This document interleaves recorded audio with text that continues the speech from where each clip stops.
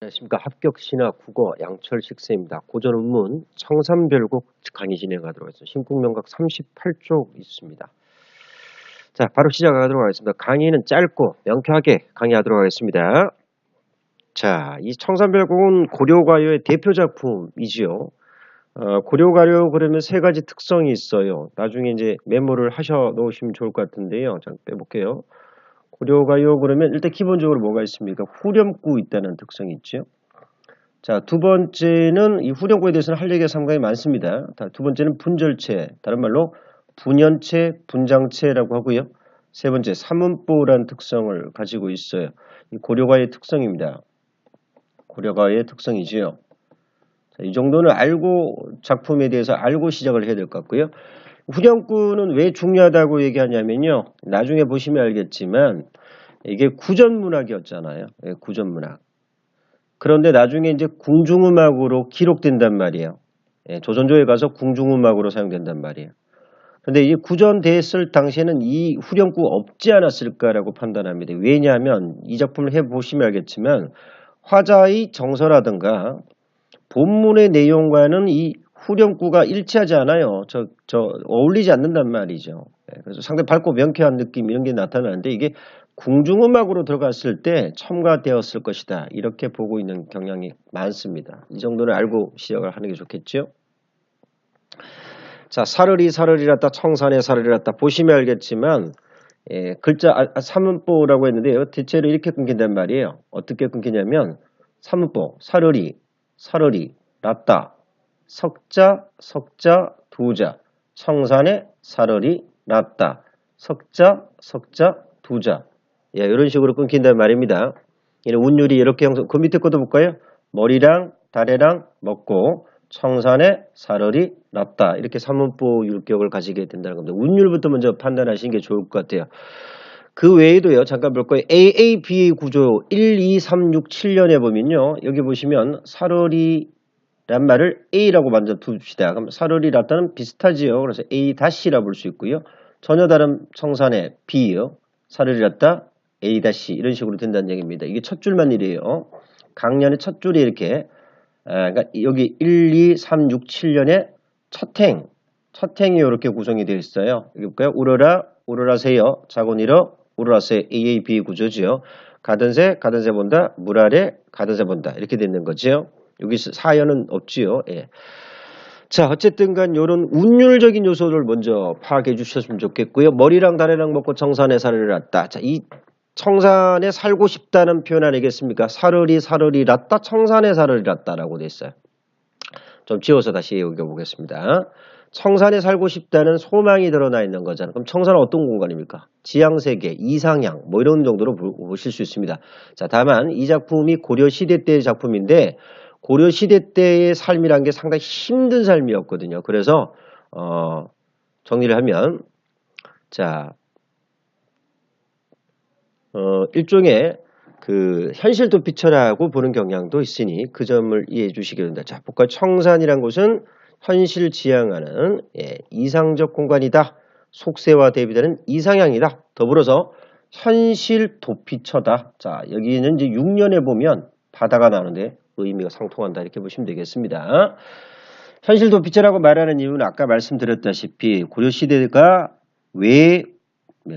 내우외환의 시대다. 자, 안으로는 근심과 밖으로는 환란이 끊이지 않는 시대죠. 내우외환의 시대다. 자, 안으로는 무신정변이 일어납니다. 무신의 난이 일어나고요. 밖으로는 몽골족이라든가 외침이 계속 있어요.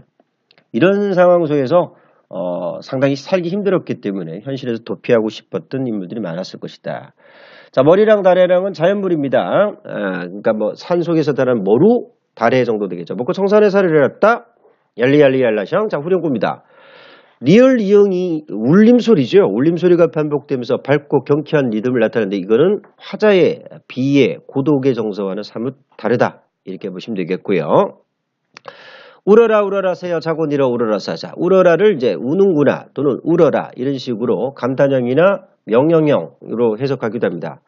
자곤이러 울어라세요. 자, 이 세는 감정이입의 대상이라 볼 수 있을 것 같아요. 울다, 비애를 드러내고 있지요. 감정이입의 대상이자 동병상련의 대상이다. 동병상련 정도는 아시죠? 같은 병을 앓고 있는 사람들이 서로 가엾한다 이런 뜻입니다. 널나와 씨름한 나도 자곤이로 우나 너보다 근심이 많은 씨름이 많은 나도 자곤이로 운이노라.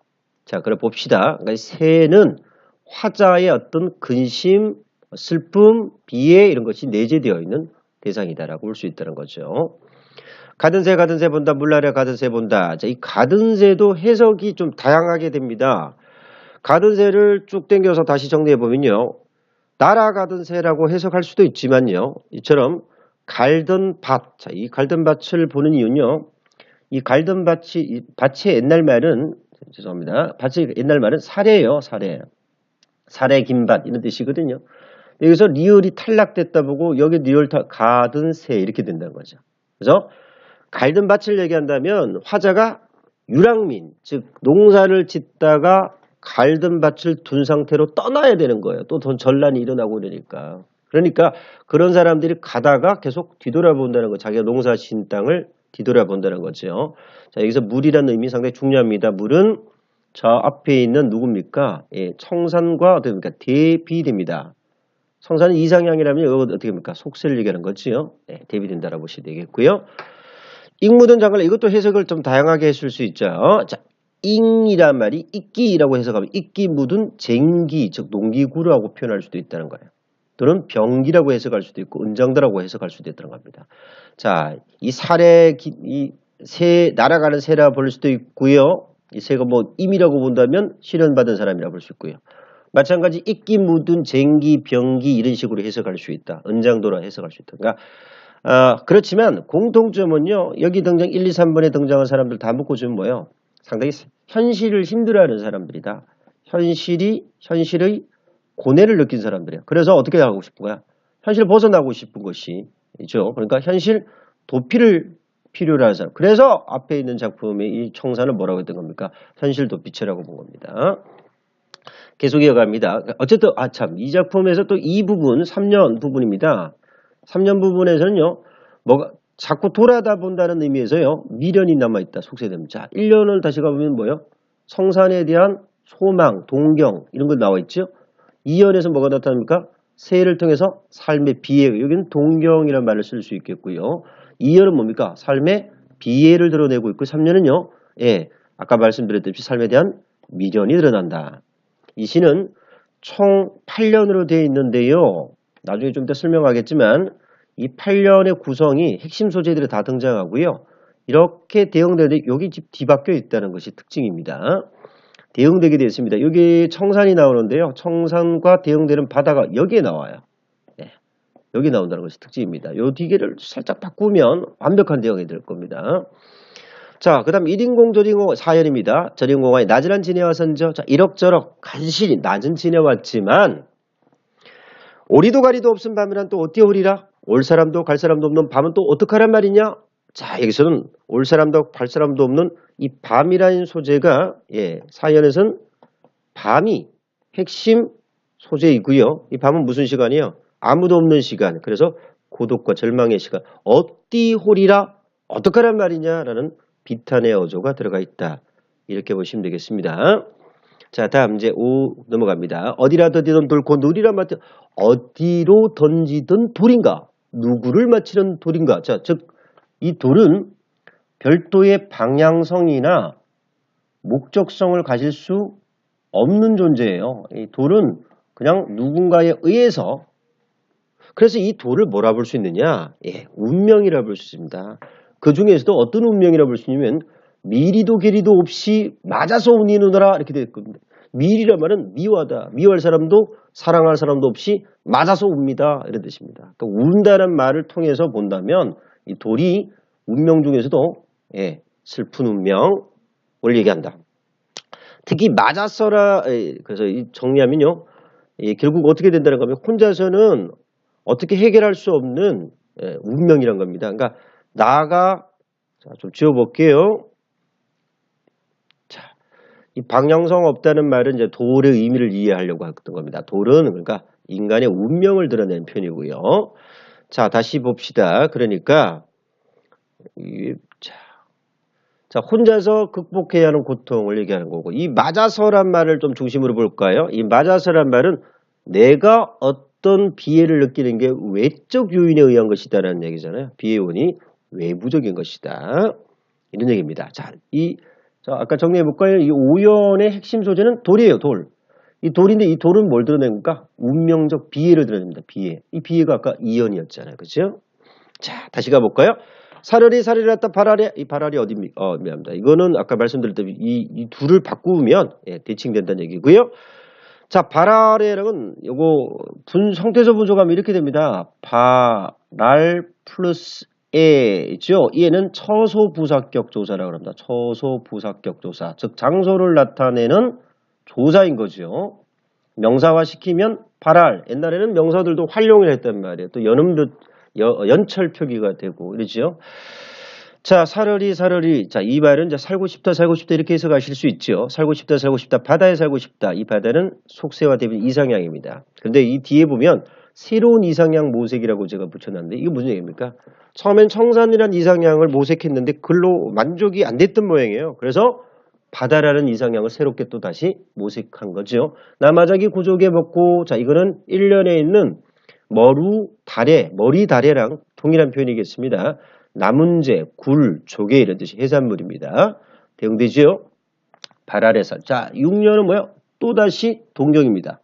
자, 새로운 세계에 대한 동경을 하고 있죠. 가다가 들어라. 애정지 가다가 들어라. 자, 이 듣노라라는 뜻이죠. 가다가 듣노라. 애정지란 말은 외정지, 즉 정지는 부엌이라는 뜻이고요. 외 따로 떨어져 있는 정지에 가다가 들어라. 이 정지는 속세를 얘기하는데 외 따로 떨어진 정지니까 부엌이니까 그냥 외딴 곳, 속세에서 떨어진 곳 이렇게 보실 수 있고요. 사슴이 짐대에 올라서 해금을 여걸 들어라. 자, 사슴이 짐대, 장대에 올라서 해금을 연주하는 걸 들으라는 겁니다. 이게 그 기적이 일어나기를 바라는 마음이죠. 절박한 심정이 담겨 있더라. 자, 7년은 핵심 뭐가? 사슴이죠. 이 사슴을 통해서 절박한 심정을 드러냅니다. 절박한 심정, 간절한 심정, 삶에 있어서 이건 이제 그러니까 7년은 저기 3년하고 연결될 텐데 3년은 속세대 미련 이런 것들이었는데요. 완벽한 대응은 조금 힘들지만 대응된다 볼 수 있습니다. 가단이 배부른 독이 이 독은요 장독할 때 독이에요. 독. 그러니까 그림으로 그리면 이런 독이죠. 잘 그리죠. 예, 이런 독이 있습니다. 설진강수 독한 술이죠. 독한 술 빚었다. 빚다라는 뜻이잖아요. 예.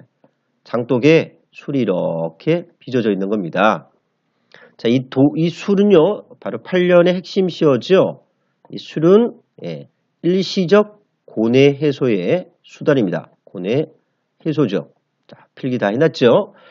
자, 이걸 통해서 고려인들의 낙천적 사상을 알 수 있습니다. 해결 못하면 술이라도 한 잔 먹고 그냥 잊어버리자. 뭐 이런 얘기죠. 조롱꽃 할 때 꽃은 꽃이죠. 이 꽃이란 뜻입니다. 꽃이니까 조롱꽃 누룩이 매와 자, 조롱꽃같이 생긴 누룩은 뭡니까? 술의 원료죠. 술의 원료요. 가다가 이 장독을 열어보니까 이게 조롱꽃이 이렇게 막 꽃 모양으로 이렇게 발효가 이렇게 되어 있는 모양이에요. 자, 나를 붙잡으니 내 어찌하리요? 나보고 어떡하란 말이냐? 자, 여기서는 의인법과 주객전도 사실은 자기가 장독을 보고 이거 맛있겠는데 뭐 이런 얘기 아니겠습니까? 그런데 이제 얘가 나를 붙잡고 있다. 주객전도도 되고요. 의인법도 되고요.